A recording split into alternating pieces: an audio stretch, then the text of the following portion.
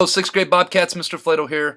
Welcome back to what I really hope will be a fantastic week for you at the Helena Middle School. And this week's B.O.B Lesson, I got to sit down with the governor of the state of Montana, Mr. Steve Bullock. I actually did this interview last spring, but some of the things we talked about and our outlook on the importance of school, on education, in one day getting a fulfilling career and how important that is, forever holds true.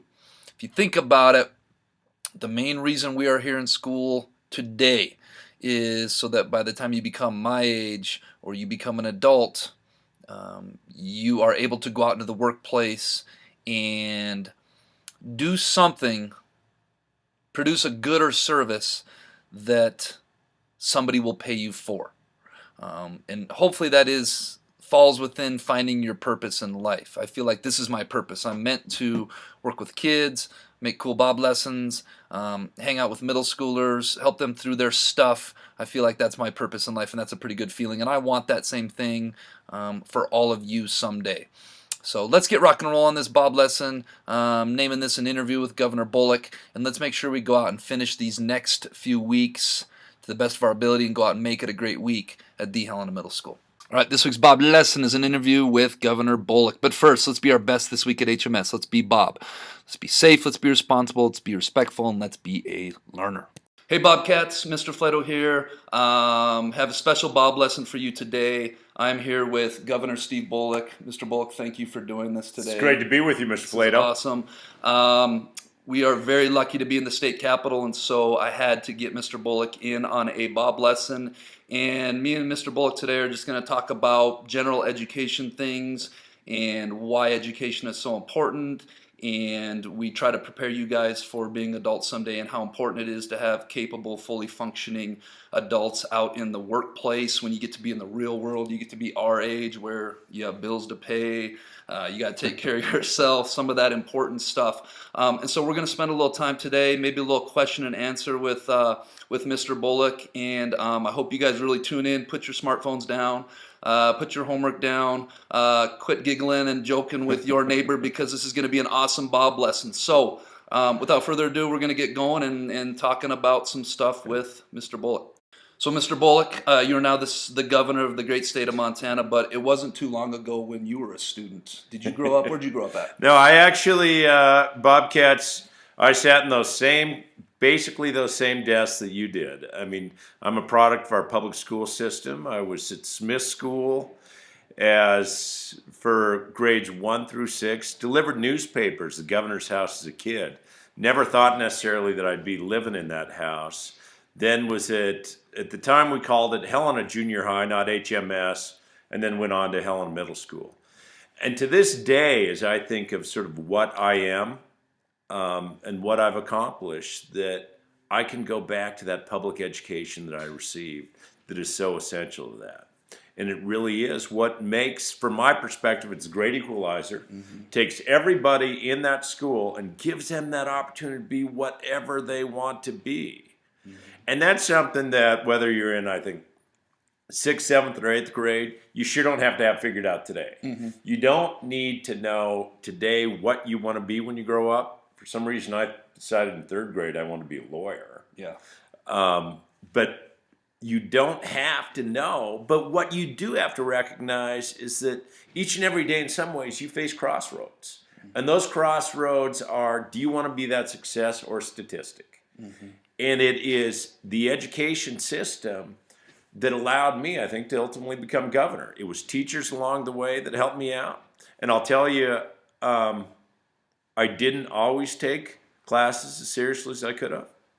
I mean, I wasn't, my wife was a straight A student all the way through. That was certainly not me. I was middle of the pack often, but it is one of these that even today I can look back and say that what I learned high school, what I learned along the way gave me that foundation to be who and what I am today. Awesome.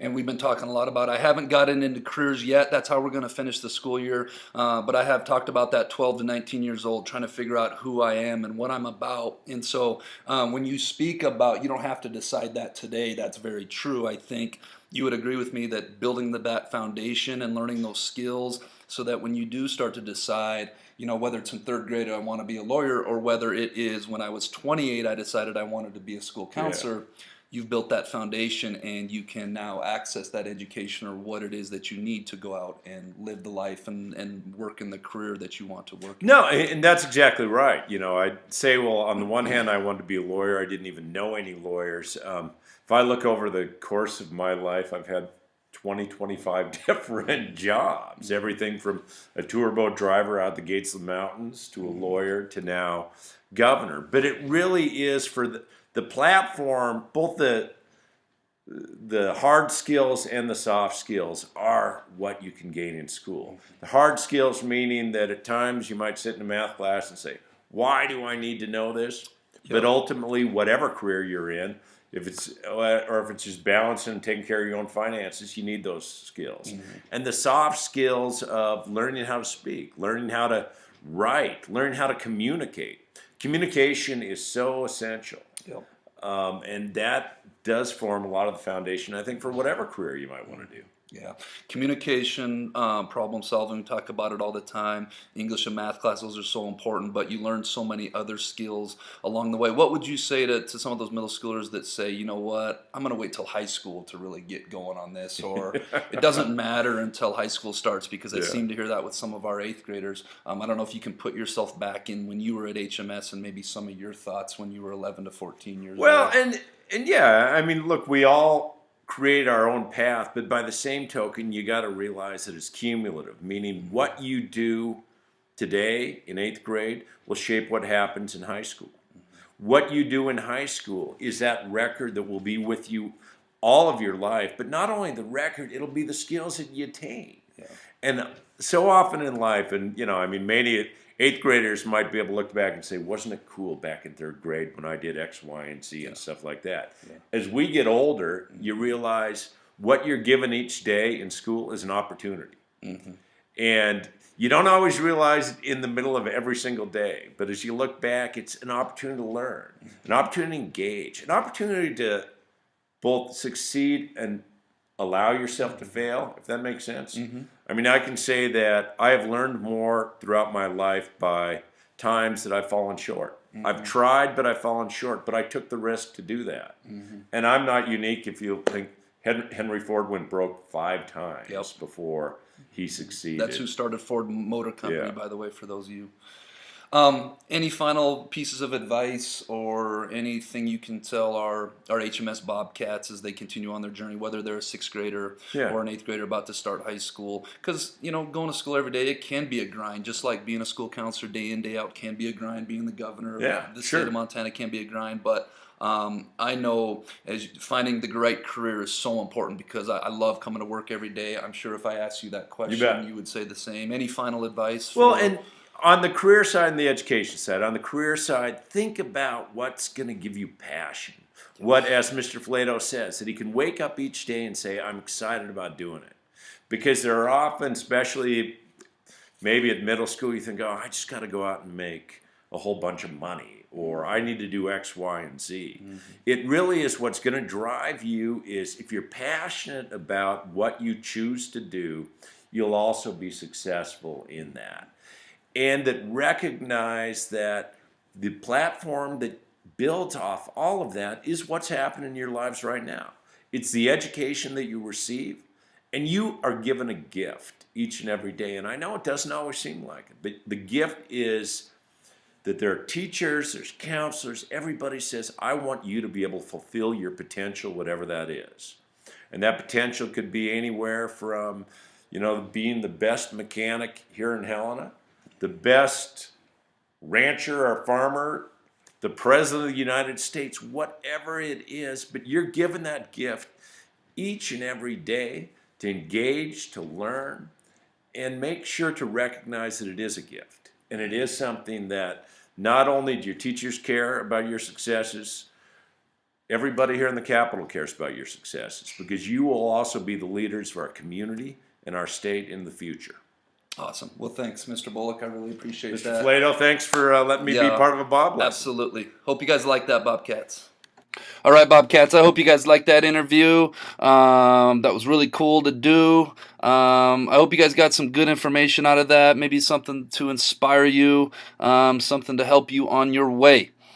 This week's quote of the week seems very fitting from the interview I just did, and it is, "You become what you believe." And I think that's so important. I think how we view ourselves and what we view our lives to be, what goals we have for our lives, what expectations we have for our lives, our lives are going to fall right in line with that. So let's have lots of positive self-talk this week and for the rest of our lives. Let's goal set. Let's have high expectations of ourselves, and hopefully we will meet those expectations and become what we believe. All right, that brings us to this week's JellyBean Question of the Week winners, who are McKenna Spalding, Braden Fishburne, Haley Scott, Evie Flanagan, Taya Munden, and Allie Benjamin. Of course, the answer to last week's question, what tastes better than it smells? Obviously, a tongue. Come on, folks. Okay, this week's JellyBean Question of the Week is, what gets wetter as it dries? If you think you know, get your answer in the Bob box no later than Friday. All right, crew, the weather's starting to get better. Let's stay focused on our academics and finish this year. But first, finish this week strong, and let's make it a great week.